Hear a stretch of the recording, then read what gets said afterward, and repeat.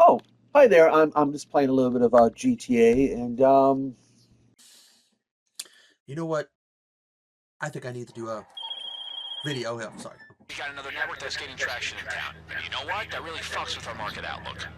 Yeah, I hear you. But anyways, while they're doing that, you know what? I think. By the way, it's Echo Zero here, and I think it's time to do a Echoes Asylum. I forget how many movies are in here. There was like what? Sometimes between 70 and 80 in here. But let's go see what I will pull for Echoes Asylum. Remember, if it is a zombie one, it will end up on the Echo Zombie channel. Otherwise, it will end up on this channel. And also, if it's a Dino one, it will be a crossover between Echoes Asylum and Dino Theater. So, let's put this back in here and gotcha. All right, okay, okay. My fingers. You got one? Got a few of them. Yeah, let's see. And the movie that would be for either for Echoes Asylum or Zombies Asylum of Dino Theater will be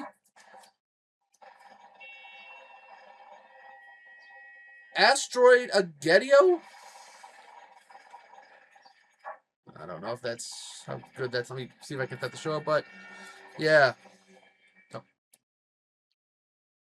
Asteroid-A-Geddon.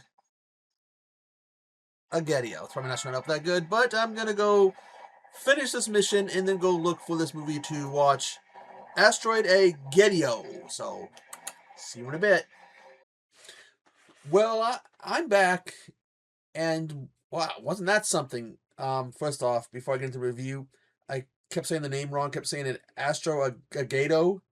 When I made this little thing, I left at the end. It's supposed to be Asteroid-A-Geddon, like Armageddon, Asteroid-A-Geddon. Now, the story tells us basically this is big meteor heading towards Earth, and they try. The governments try firing a nuclear missile at it. It just blows a few chunks off, but otherwise doesn't do anything.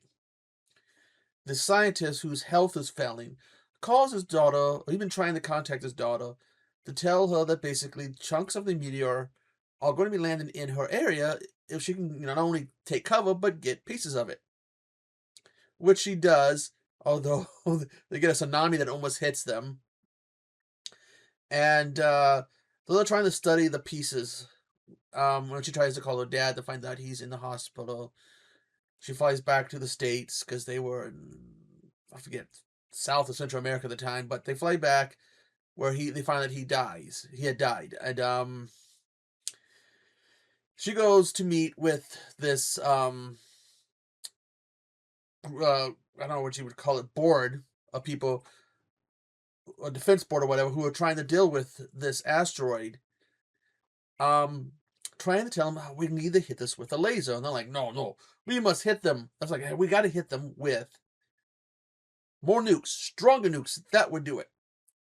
But she's trying to tell them, no, a laser would do it. But they blow off like, no. We need to use a nuke, which they do. It doesn't work.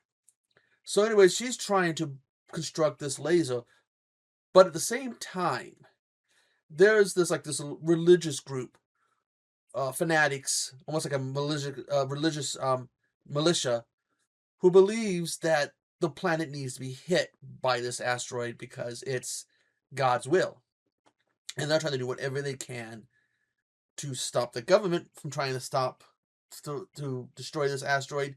And when they find out about this girl who's trying to use her dad's company and resources to destroy the satellite with a laser, they are trying to stop her. This movie, by the way, does feature Eric Roberts as one of the guys who's on this like defense board. Um, it is, it's an Asylum movie. The effects aren't the greatest, although some of the effects, like when the asteroids are hitting the chunks of the asteroids are hitting this road, we don't see any damage on the road. Um, One of the reasons that those might some of the effects might be a little bit lower than normal for some of the scenes in other Asylum movies is the same reason why this movie at times feels like it's different movies put together as one. This movie was filmed during COVID. This is from 2020, and where there were, of course, if you remember, there was a lot of restrictions back then, lockdowns, whatever you want to call them. So a lot of you get a lot of these small groups. And they said something about, I was warning about that, so I had to look the film up if it was one of those films filmed during that time. They said yes, and they said something about some independent films, that if they kept a small crew, a small cast, they could be allowed to continue to film as long as, again, they kept them down low. And this was one of those films. So it's like, you see the board people, they don't really interact with the others other than the one, the girl who's trying to build the laser. She shows up for a couple scenes with them. The religious people are off doing their thing. Her people are doing their thing. Again, it's like different small groups. Also, Sean C. Phillips does appear in this as Trey, who I guess is a specialist hacker who helps her find out, because there is also a traitor amongst the mist. Spoiler. And so he helps them find who this traitor is. Asylum films. I do like Asylum films. I do. Like ITN more, but this one just felt, I think, really kind of weird at times. It really does feel like it's 3 different films put together as one, even though it's not. Again, it's because of COVID. They had the kind of way they had to film things. It just makes it feel a little kind of, what? I'm watching 3 different things. It is on Tubi. I think it might be on YouTube also, free to watch. So if it is, you'll see a trailer, the YouTube one and the Tubi one. Again, it's asteroids going after Earth. We've seen those for a long time. You could say this is going on, something like Armageddon or Deep Impact, but there's a lot of movies about a meteor coming to Earth. It's just probably Armageddon's probably the biggest one, followed by Deep Impact, which is, to me, story-wise and character-wise, the superior film to Armageddon. The main girl kind of got on my nerves. I found her extremely annoying and to be a complete and utter total bitch. And she's supposed to be the one we're cheering for. Why not the attractive blonde? She would have been better. But if you've seen this movie, tell me what you think about Asteroid-A-Geddon.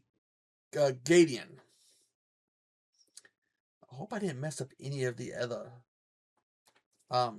strips of paper in the Echo Asylum skull. So again, if you've seen this movie, tell me what you think. And do you have a favorite asteroid movie about to hit Earth that you really enjoy?